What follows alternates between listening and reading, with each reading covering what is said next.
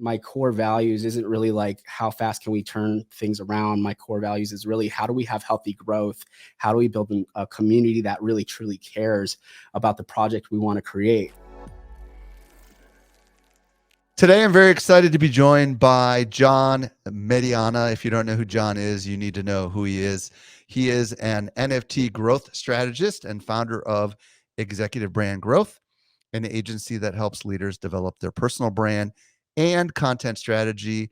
He's also co-founder of NFT Nashville, a crypto community in, you guessed it, Nashville, Tennessee. John, welcome to the show. How you doing today? What's up, Michael? So excited to be here today. Thank you so much for having me. I am stoked that you're here because we're going to talk about something that I've wanted to talk about for a long time, which is how to get started with an NFT project. So many people are watching what Gary Vaynerchuk has done, what Bored Apes has done, and what a lot of other projects have done, and they're fascinated by it. Maybe they've dabbled a little bit like I have and bought some of these NFTs, but they want to know like maybe what's the stuff they need to understand if they're going to launch their very own NFT. That's what we're going to talk about today, kind of what you need to know to get started. But before we go there, let's start with your story. How'd Yeah. you get into NFTs? Start wherever you want to start. Yeah, definitely. So the way I got started, I think like everybody that got started is it didn't happen overnight. I think I believe that there's like 67,000 interconnected things that needed to happen in order to get to, this place. It all started, I guess, with my curiosity, starting from MySpace. The MySpace days used to code that. So me and my friend, growing up, his nickname was Spidey because he was always on the computer, and he kind of like was he had like a high functioning autism kind of thing too. So it gave him like super focus on a lot of stuff. I was like, wow, that is a superpower. Like, man, I'm just gonna, learn so much from my bro here. So he started teaching me how to like code and do HTML. And then when the Bitcoin era came in like 2010 and 11, he introduced me to mining Bitcoin. So we were just hanging out, just these young guys, like learning computer stuff, super geeking out. And he would come over my house and he would teach me these stuff. And I felt it just felt so wrong. I felt like it was illegal, at the time. And I was like, oh my gosh. So I had like a really deep moral compass, like when I was younger. And I was like, bro, like we were doing it. I was like, this feels so wrong. I don't want the feds to knock on my door and break down my door and start collecting all our stuff, man. I think we should just forget this ever happened. So like I told him, I was like, we got to dump it, bro. We got to just dump it. Like we can't have anything traced If you back. were making money and it seemed too easy, is that what it came It down just to? seemed like unreal, at the time. And it was like so new and it's so unreal. Like, is this real? Like, these aren't even worth anything, but they trace it on a blockchain. It's a public ledger and like all this other stuff. So I was very curious, but I was also like, yeah, this has to be illegal. And at the time, the way it was designed, it was for other things, not just what it is today. So Yeah. I got really, kind of like I had FUD, fear, uncertainty, doubt about the blockchain and Bitcoin. So I was like, dude, out of sight, out of mind. So we just like dumped and like, I was like, la, la, la, la, la, like, for a couple years. And like, I was just like, I just want to forget that ever happened. And then 2016 came Oh, wait, you along. sold all of your coins then? We just dumped it. I was just like, I don't even want to know Yeah. what, That And probably would have so been worth a fortune if you kept it, right? that is why I'm kicking myself in the butt, because I realized later on, I want to be honest and say that it didn't click till not too long ago, because you would think I would learn my lesson. But in 2016, Bitcoin came back around in conversations because of my friends and the clients I used to work with, had mentioned, did you hear about this Bitcoin thing, blockchain, and what's going on? Something called ETH is on, circling around now. And I was like, this is like, okay, like, yeah, I almost was playing dumb, like, yeah, I think I heard of Bitcoin. That's pretty interesting concept, and I just kind of brushed it off. And then 2016, the end of 2016, I was like, all right, let me get into this thing and kind of like see how it's developed. So I went into like, I created a Coinbase wallet and stuff, but this was all new stuff that was happening. And I was like, I'm just gonna put like a couple $100 in Bitcoin and just whatever. But I didn't know that you had to like save your seed phrase at the time. And I didn't know that you had to do all this stuff to, like I thought it was like, oh, if I forgot my email, I'll just like, go and request, an email thing. because I was like a big social media person. So I wasn't like thinking that I needed to secretly keep this thing a secret. Like it wasn't a big deal. And then I lost my seed phrase. I was like, okay, I gotta find this thing. I wrote it on like a tiny piece of like, yellow notepad paper, and I hid it like under my desk, and then I had like moved twice. And I was like, okay, this is so if like for years I've been looking for the seed phrase for my old Coinbase wallet. I lost it completely. I started, I was like, all right, well, maybe it wasn't that important. Maybe, the universe is telling me that I shouldn't hold any, any Bitcoin or anything like that. So later on in life, as a couple years went by, a lot of our clientele started talking about, just VR, AR, metaverse, blockchain. And I became really, really then like, okay, I'm paying attention now. I was part of a large agency in Las Vegas where we focused on AR and blockchain development. And then I was like, okay, this is really developing now. Now we're like moving towards something that's tangible, I believe. So after I left that agency, I was like, I'm just going to focus on building people's brand, the CEOs and businesses brand online. But a lot of them are in this space. A lot of them are developing projects. A lot of them are really, heavy into the crypto space and blockchain. So I kind of accidentally fell into this knowledge and learning more about it. It started a long time ago. Now it came up again. And this is kind of like what I'm actively doing on a daily basis. So it was quite of a long journey. A few things had to happen. And I'm finally fully woken up to the idea of blockchain now. Thank God. Uh, so So yeah, talk to man. us about like what you're doing now. Like mention, the NFT Nashville. Talk to us a little bit about what you're focused on right now. Yeah, absolutely. So I'm mainly focused on two things. Number one is executive brand growth. We're helping a lot of CEOs, founders in this space help market themselves, but also help their companies out too. So NFT Nashville is another thing I'm focusing on, which is basically, Nashville is known as the publishing capital of the world. Like this is where music came from, right? So it's like the capital of music, capital of medical, capital of publishing. If you're an author, if you're a musician, a producer, Nashville's where it's at. And I believe that Nashville in the future, if not happening now, is going to be known as the minting capital of the world. And a lot of people are coming here for the tech, Web3, the tech space, medical, blockchain technologies being developed here, healthcare, all those things. A lot of real estate, NFT stuff is happening here in Nashville. And NFT Nashville is really about curating a community and bringing education and helping, people that are already kind of seasoned in this space, but also learning to have like a place where a community is being developed and curated.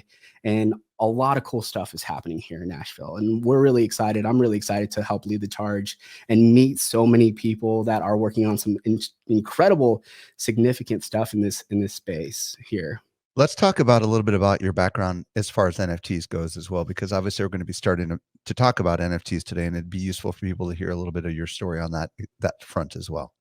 Yeah, absolutely. So the NFTs kind of was a natural transition from learning about crypto and blockchain technology. The idea of NFTs was really incredible for me because I grew up as a creative.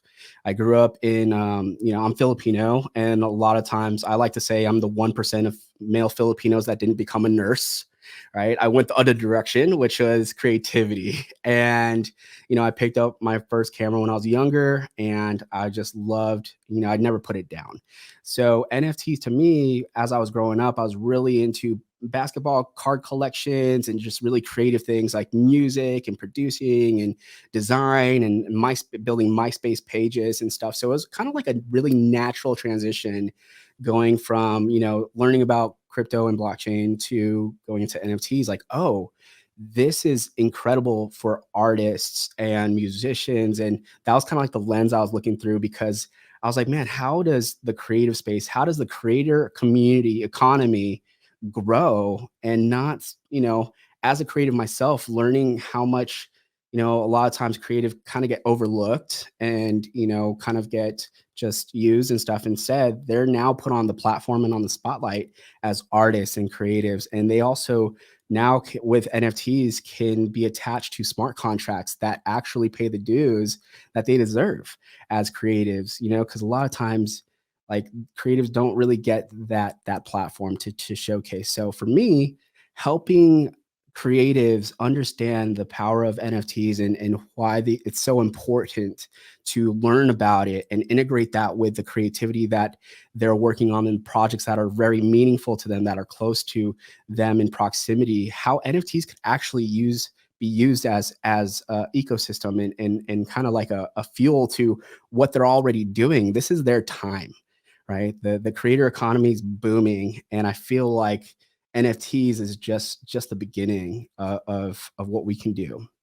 So from your perspective, have you created your own NFTs? Have you been involved with NFT projects? Like, just give us a little bit of that story, just so people Yeah. understand whatever your background is in that front. Yeah, absolutely. So I fell into creating the creation part with a client. One of our clients was doing so much stuff. They're still continuing to do stuff in the metaverse, and they collect NFT art, and they're doing their own stuff in AR and VR and stuff. So we've been very blessed to be a part of that project in the very beginning stages of strategy and pulling kind of like a blueprint together to launch. They were just in the first beginning phases and stages of how do they create the idea and strategy of going to market and publicizing and all kinds of stuff. So we've helped develop the strategy and blueprint to take them to market, and now they're running rampant. The gallery called V Gallery. They're part of Verse. There's another collection too. They're also going to be in NFT LA, by the way. So that's going to be a lot of fun. Another project that we helped work on was Kingdom of Dwarves, and one of my close friends, he is an Academy Award winning 3D artist with a bunch of other artists as well. So in the very first phase, they were building this NFT, and they quickly came into a snag of like, we spent all this time building this project, and John, like we forgot, like, how are people going to find us? And how are people going to know about this project? So we did a huge launch strategy with them. We took our blueprint that we learned from the other projects that we worked on in the past, and we applied it to their project, and they sold out the pre-mint or mint day, completely sold out within minutes. And it was really exciting to see their journey and apply the community stuff that they were building, and building that attention to. So we've been part of a few projects, and we're currently working on a few projects of our own in right now. And I just believe in timing. Timing is everything. Learning, testing, learning, adapting with the community. It's not really, for me, my core values isn't really like how fast can we turn things around. My core values is really, how do we have healthy growth? How do we build a community that really truly cares about the project we want to create? So making sure that we have the right people, making sure that we're building the right audience, and those things are really important to me when I'm investing or putting my time into a project. So it's been great to work on other projects as we test, learn, and adapt our roadmap and blueprint, to help scale from scratch. How to build the team, what elements do we need, what are the holes and gaps, so been able to take all those learnings and apply them to the things that we're actually working on now. So with NFT Nashville, we've been able to meet and be introduced to a lot of incredible artists, a lot of incredible full stack developers, a lot of incredible even investors and brands that are coming to us now and saying, hey, like, we need to build this thing. We're excited to work on this project. So we're taking on a few projects ourselves personally that I believe that it's going to completely be a significant, brand in this space. And those are the things I'm really excited about, is to do the groundwork on it. Well, and folks, I have also been doing my own investing over the last couple of months. As of today, as of the last 24 hours, I invested in this trending collection called Muri, Muri, by Oh House. yeah. I bought a rare one, and I bought a regular one. Uh, I've also been investing in The Walking Dead by AMC. I've Yeah. also got and I've got like three pretty rare ones. And then I've also invested in Lazy Lions and Crypto Chicks, Oh, love them. just to mention Amazing a few. projects. Yeah, and it's like I'm watching what they're doing, and in the future shows, as I'm bringing on guests, I'm going to also point out some of the fascinating things that I'm doing, that I'm seeing some of these projects that are just blowing up, like this Yeah. Murray one by House is like absolutely blowing up. It's like ridiculous. Like every few minutes, people are buying them, Oh, and yeah. it's just absolutely mad. And obviously, not everyone who's listening is going to create a project that's going to have that kind of like practically like Bored Apes kind of like Right. The blue experience. check. Yeah. But you know, if there's going to be some people listening to the show downstream that are going to learn from what we talk about, and they might be the next Bored Ape, right? Yes. So Yeah. let's talk about your strategy. Like, I know that you've been around, you've been watching for a while. So, you know, at a high level, let's talk about your strategy. What is your strategy? Yeah, absolutely. So personally, this is my strategy. The reason why we're bringing NFT Nashville together is because the board apes of the future are in the room. Right. And the reason why I go to meetups, NFT LA, NFT NYC, Miami, you know, all those things is because the people that are there are the next Elon Musks. The people that are there are the next, you know, you name it, the Jeff Bezos, the next Bored Ape, the next Lazy Lions. And it's really cool because in this NFT culture, in this space, people are deeply connected and they want to, you know, they really want to have an affinity for what we're creating. It's a creator economy, and it's amazing. So the things that I look for is authenticity, you know, of the founders. Number one is, who are the founders of these projects and these brands? Do they have a, number two is, do they have a realistic roadmap?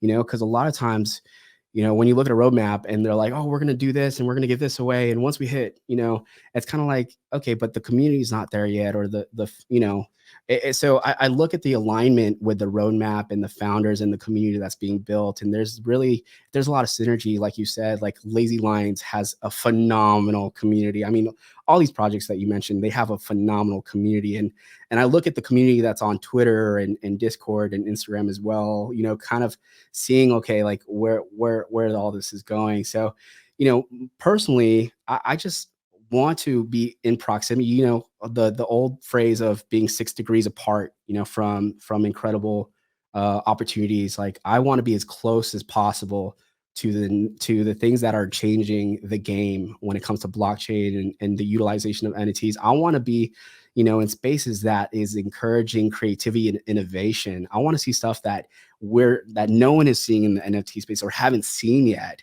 And I believe in these spaces, these meetups and these rooms and building relationships, you know, in this community is really key and really important. So when you say stuff like doing your own research and why you invested in these projects, I believe that a majority of that comes from the foundation of being in the room and being in proximity to these projects, seeing what they're doing and having stake in their project, you know, as a brand long term. So So let's go through your strategy. So there are people that want to know, what do we need? How do we actually get started with starting our own NFT projects? So yeah.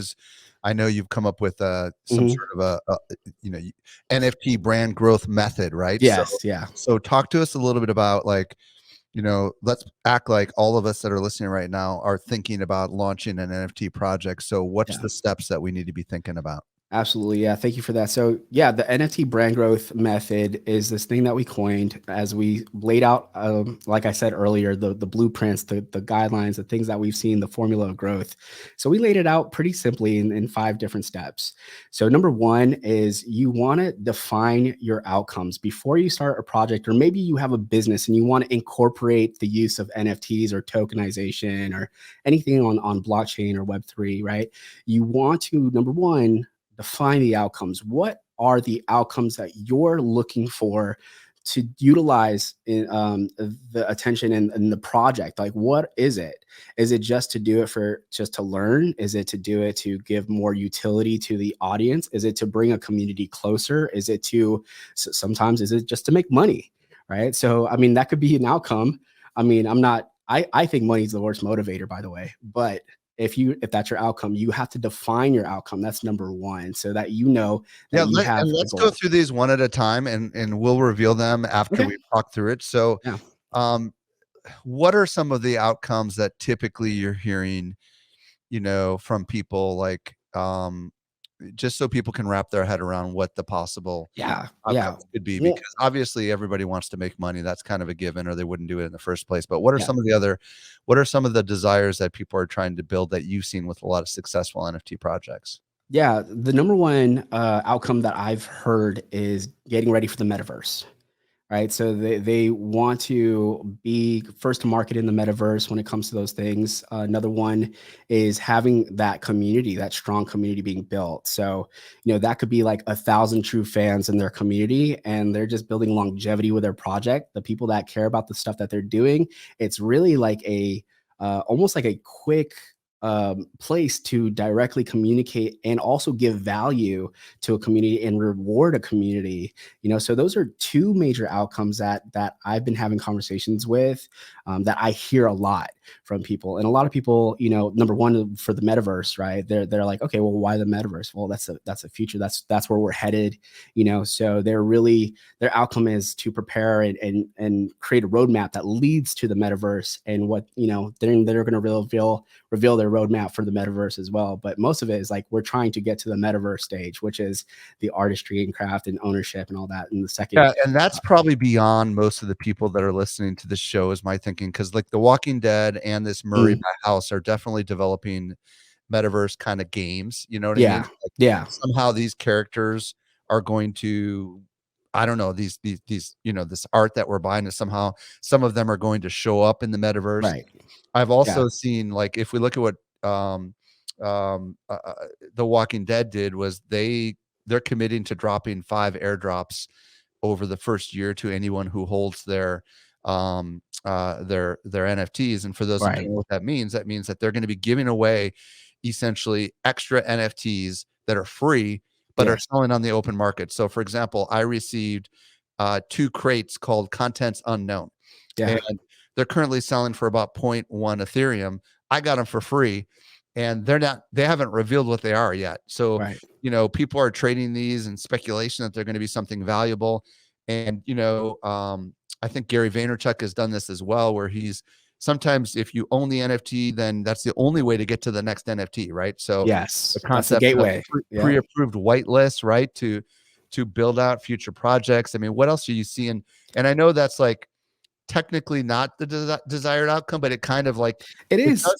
it does lead to people Yeah. sticking with that, right? I think that is the number one strategy for retention, right? Right. In a community. I'm sure that a lot of people start something and they'll go in a community, and then like months later they kind of like drop off. But having that now ownership and pouring value into the community, I think that's a strong outcome.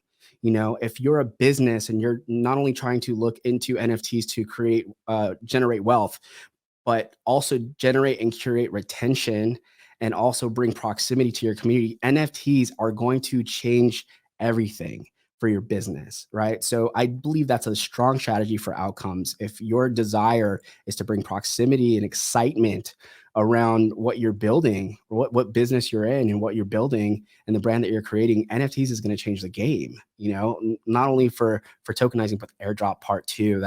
That's huge. Even with Bored Ape Yacht Club, the ape token, they just airdropped a lot of stuff to the holders, right? And that's exciting. It's kind of like pouring fuel back into the brand and getting people more excited as they develop more opportunities to bring value to the community.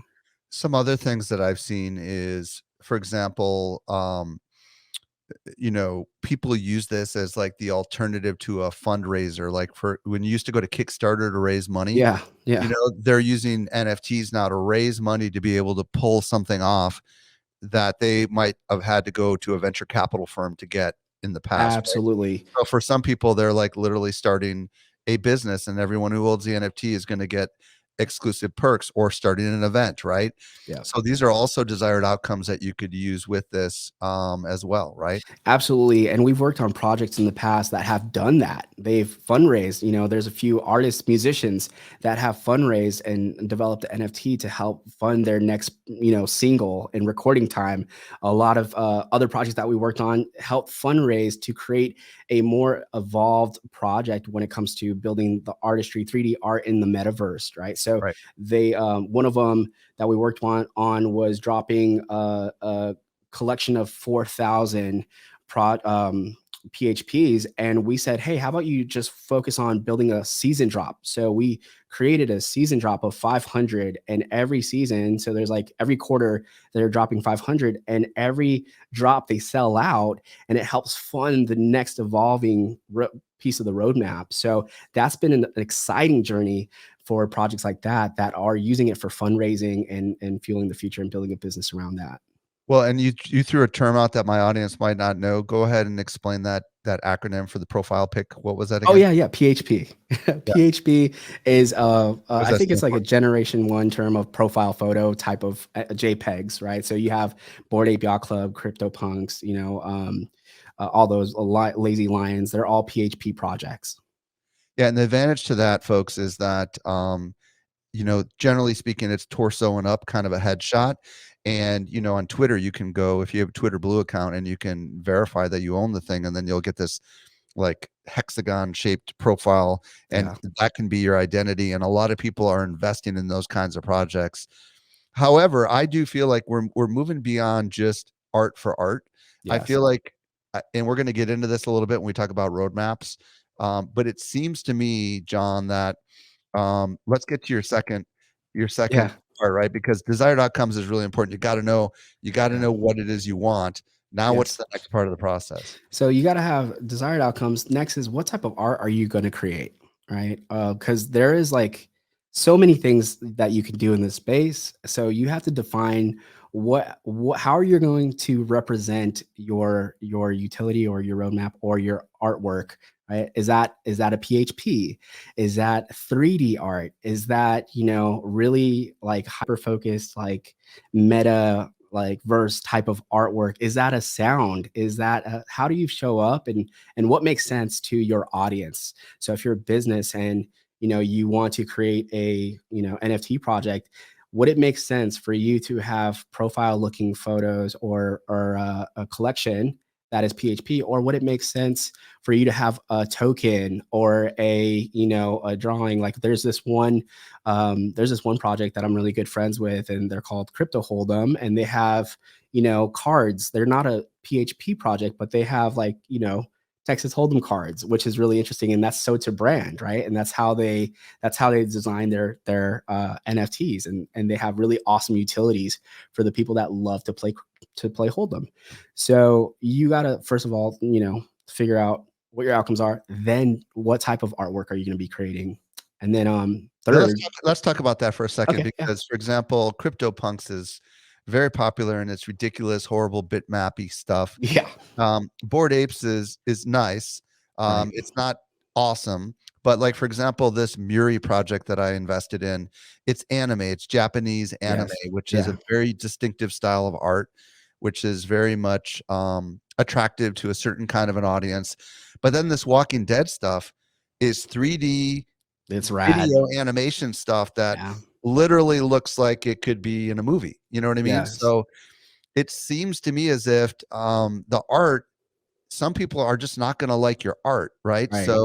So this is important to think about, like, the art, because it seems like we're moving from an era of pixelated, ugly looking art Mhm. to higher end art. Do you sense that at all? Oh, absolutely. I'm sensing like the next, growth in the NFT space, moving pixelized, because it's been done and it's been done over and over again. So people are constantly hungry for something innovative. Remember when Instagram first came out, it looked really blocky, Right. and then it started evolving. You're like, oh, okay, now I can post photos and videos. I mean, videos that are more than 6 seconds long. So it evolves. So the same thing with your artwork. How is it evolving? But also, how is it attracting the people that you want to build your community? Like, the whole Walking Dead, that attracts people that are diehard Walking Dead lovers, but they love the artwork, and it's really exciting. And there's a lot of people that love Japanese art. So obviously they're going to invest into that. I love, all the artwork when it comes to the Japanese art. And, I'm an old school, like Dragon Ball Z fan and like, all these. So anything that looks like in that space, I'm like, oh, I gotta take a look. I gotta invest into these projects. Now, You know, one thing I should probably ask you, because and you may not know the answer, but you know, some of these bigger collections have, everyone is different. Yeah. And they're using some technology behind the scenes where they've all got kind of maybe 4 or 5 looks like the Bored Mhm. Apes do, right? Yeah. But then they're wearing different hats, they have different weapons on their back, that kind of stuff. I would imagine this is not something that your average person can do. You have to go to a developer or something, or Yeah. how does that work exactly? Yeah, so you would actually have a designer on board, and they basically utilize different ways to create layers, right? So they're like transparency layers that go on top. So this is something that we call traits. So if you're building an NFT project and you want to utilize that for your business, you got to figure out what traits are your characters. Number one, how many pieces of art are you going to be creating in your collection? And then number two, how many traits are you going to have? Are you going to have over 200 traits, 2000 traits? Like the rarity levels of your traits as well. Like what makes one more rare than the other? Those are questions that I would kind of really think about when you're thinking about what the art is going to look like, and how people are going to resonate with your art. And when you find that, and when you have that mapped out, you find an artist, or you are an artist, or maybe you have an artist on your team that develops, those different layers or traits. So when they throw it in the engine and they come up with them, you could put and establish all the traits, and they all fit layered on top of each other, right? So you could have like a certain trait. Maybe there's only 10 traits of the body or the face, right? And then you could layer on like a smile, a nose, a hat, whatever. But those things are layered on top of it, and you could have the rarity as far as like, we only have 10 traits of these, then, which is super rare. Then I only have 200 traits of hats. So it's more common than the lower number. Yeah, and there's this great site called Rarity Sniper. Yes. Yeah. I think it's raritysniper.com, but you Yep. can Google that. Um, go look at some of the more popular collections, and you'll see that the somehow this website looks at all the attributes and determines which ones are the most rare and ranks them. Yeah, that's correct. Savvy investors are going to go in and spend a lot of money for the more rare versions. For example, with The Walking Dead, there were only 50 of these ones that were super rare, and they rapidly went up in volume, and then I ended up getting the next rarity, right? So there Right. are some people that are know that there are going to be extreme super fans, right? That are going to want to pay a lot of money Oh yeah. for these rare ones, and they go for ridiculous amounts of money. So this Crazy. is why you should develop either one of ones in your collection, maybe a handful of them, or some rare ones, because this is going to yield you probably some better High return. downstream Yeah. revenue, right? Absolutely. I think, some people call them legendary, right? These are some legendary, rare, one of one, in this project or collection of all this, like, they have levels. So having a rarity, levels is going to increase the value of ownership. So it's going to be beneficial not only for the collection and for you, but also the owner, the one that chooses to invest into this and flip it and increase in value. So that's really key when it comes to building out, what your art's going to look like, and what it's going to, what your rarity is for your project. Okay, so if you get an artist on team, I would imagine that you still need some tool or something like that that's going to automatically generate all that art, right? Do you know of any resources that off the top of your head, or is that more for a developer that does all that? Yeah, I mean, it's also on the development side. There's a lot of tools online. They used to be free, but now they cost, obviously, for obvious reasons. Right. I don't really know on the top of my head That's okay. which ones are free online, but you could just literally Google AI generator, right? AI PHP generator, or NFT generator, and there's a ton of them online. They're making a lot of money, just generating through AI. You put in basically your stack list of rarity, right? Like the different traits. So you go in, like an artist would say, like I would say, go into Photoshop, and they would literally make traits on traits on traits, and then they could adjust everything, and then they throw it all separate in files, and they could throw it in a generator. Or you could get, if you have a developer on your team, they could develop a way to do that as well. Now, one of the things that I see some of the more successful projects do is after the initial band of individuals mint it, they don't reveal the art right away.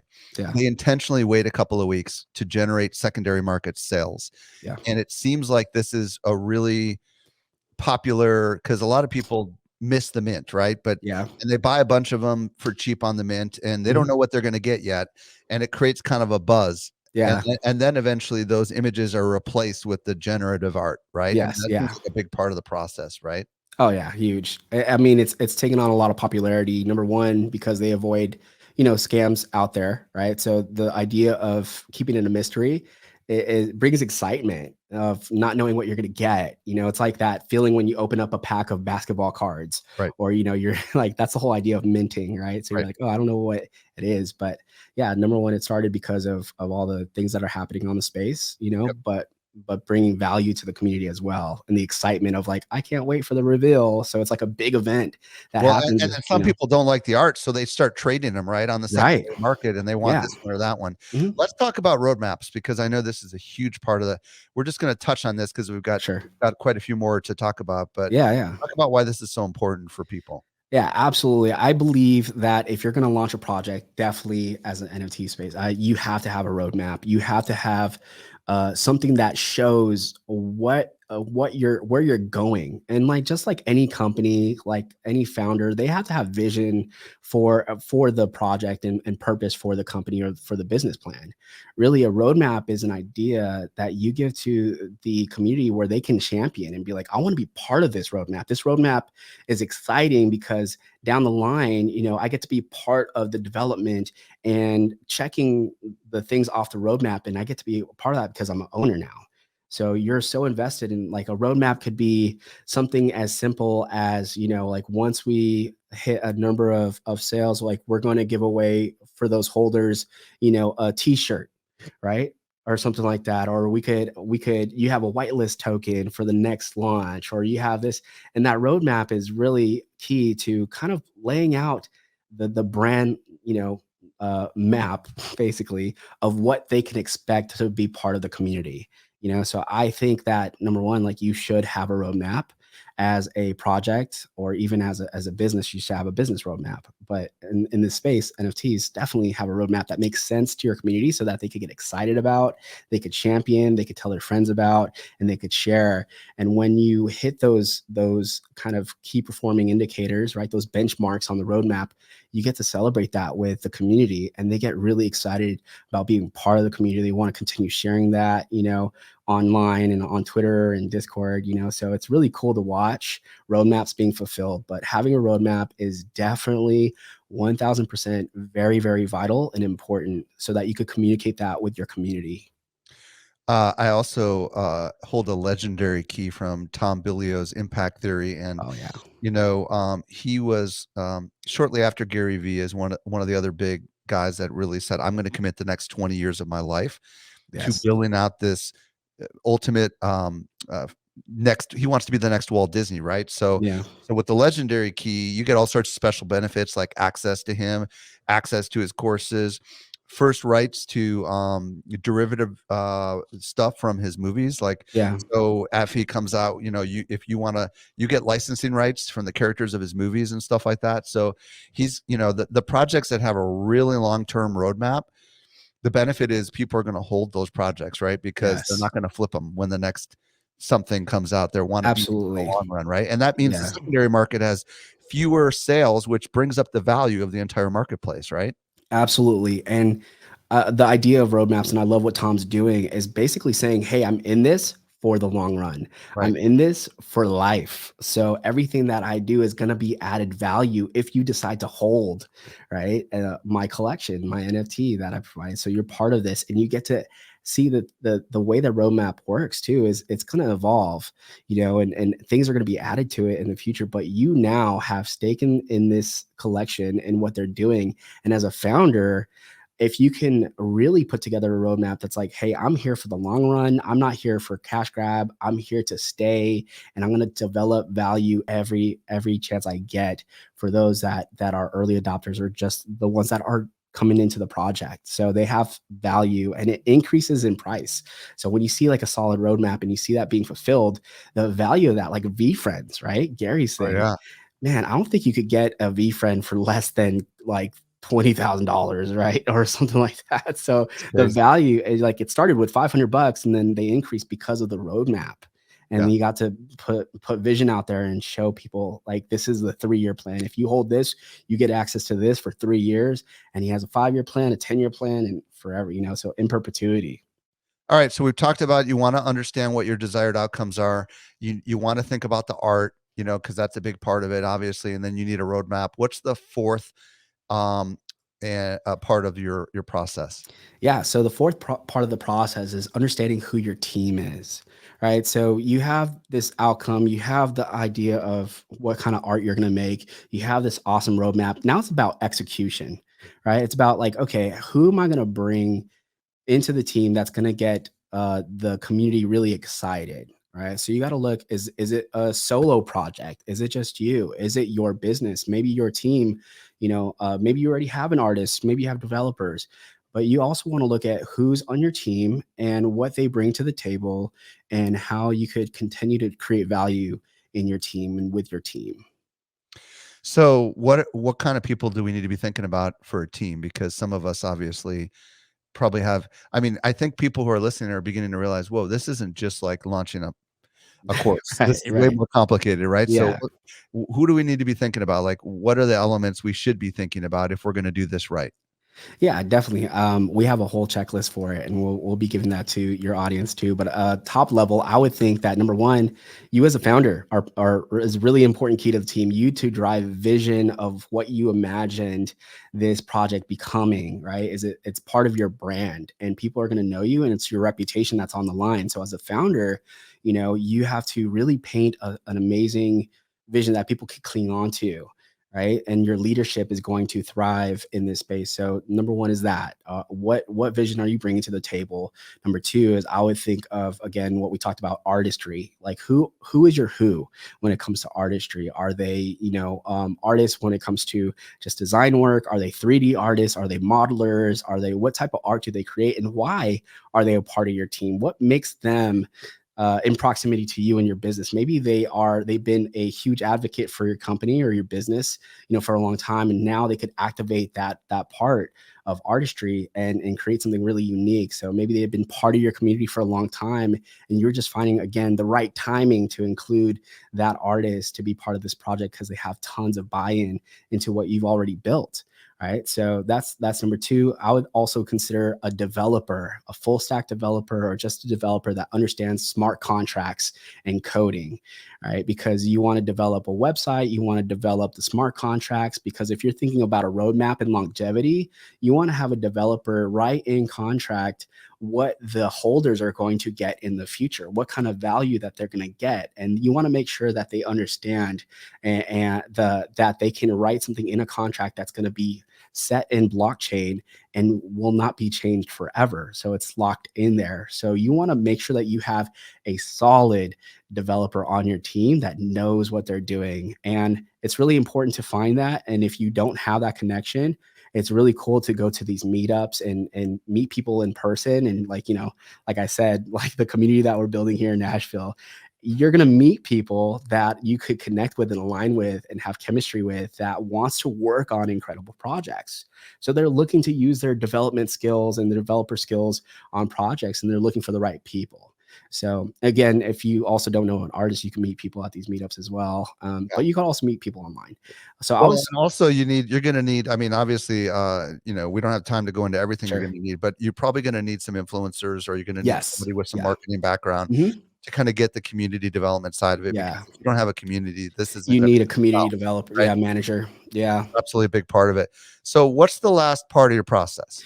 Yeah, so the last part is absolutely the delivery. This is the most important part because you can have all the intention as a project to deliver something valuable to a community, but if you don't execute that, if you don't deliver that, you could have a roadmap that's so robust, like we're going to build, a theme park and we're going to do these, you could have all this stuff, but if you can't execute or deliver, your community is going to just really not trust you or the project anymore. A lot of that, and I've seen this happen time and time again, unfortunately. Again, some people are intentional and some people are not intentional. And the non-intentional ones, my heart breaks because maybe they didn't see through the process of development. How are they gonna, they have set this launch date and mint date, and their dev team or their artists, like, we couldn't meet that, so they have to push it back, and that's totally fine. I think that the transparency of delivery is going to build more authenticity in a community. So the more that, and this is why community managers are so important. How do you communicate to your community, from the leadership perspective to your artistry to the developers? You want to be transparent and communicate the timing of everything and the delivery on everything, because you also want to create a safe place for your community that you're building, and make sure that they're going to be able to receive the things that you promise. Right. So delivery is so huge. And we put that at the very top, but it's the last thing that you got to add to your checklist as you're building your roadmap and developing your NFT project. When we were preparing, I put in my notes, Pixelmon. What does that mean? Can you? Okay, yeah. So here's an example of a very ambitious project. If you look up Pixelmon on Twitter, they had this. It was like this metaverse, gaming world, and they had like these characters that were really. It was like pixelated, but robots, and like everybody was excited. Like, this project was literally the next blue tick, the next blue check, and in the NFT space, and people were really excited. The day that they launched, they put it out, and when people minted, the the characters that they got were just all over Twitter, and in a negative way, because they look like they were underdeveloped. Mm. And the problem was that they had this ambitious roadmap, which they could absolutely execute on, but they had to, instead of pushing it back and saying, we need more time to develop this, they just stuck to the launch date. And when they did, they just said it was a processing speed. It was a lot of stuff that was on the development side. The artwork was just not, it was just so under par to what they had promised, and the visualization of what they've been putting out did not match what people had minted on the day. And they had a lot of backlash Well, on and the project. their product probably dropped. A lot of people probably sold it because they didn't like the art, Absolutely. right? And Yeah. this is why the art is so important, right? I mean, like, Yes. so what's the moral of the story here? Yeah, the moral of the story is transparency and communication, and make sure that you're able to deliver on the promises. So if you're building this NFT project and you're utilizing, your business and your brand, you want to make sure that you got some really solid team and solid artists. You want to make sure that everybody is part of this for the right reasons, and also being realistic about your delivery date and what exactly people are getting. And you want to build that organic hype, and it's organic. That's why community is so important in this space, building the right community that are excited about the project, and having a roadmap that makes sense to them and bring value to them. John Mediana. How's the proper pronunciation? Is it Mediana? Mediana, yeah. John A lot Mediana. yeah, Thank you so much, first of all, absolutely. for going slowly through all these steps, because there's so many people that want to do this, and if they listen to what you talked about, they're going to hopefully decrease the likelihood they pull a Pixelmon, for lack of better words. Yeah, Um, don't pull a Pixelmon. if people want to discover more about you and all the great stuff that you've got going on, is there someplace you want to send them? Yeah, absolutely. You can find me online on Instagram. Twitter is mostly where I hang out. LinkedIn at John Mediana. That's media. Nah, media is in my name. So I felt like I was born to do this. They could also visit what we're doing at executivebrandgrowth.com for personal brand marketing. And if you want to be more involved in the community in the NFT space, you could go to nftnashville.live. And we made a specific link for all you social media examiners, folks out there. So you could go to nftnashville.live/SME. And what you'll do is get the checklist that I had described in more detail, and we'll also update you on events and cool opportunities in the future. Awesome, John. Thank you so much again for coming on and sharing your insights. And I know a lot of people are going to be better for it. Really appreciate you coming on the show. Awesome. Thanks so much, Michael.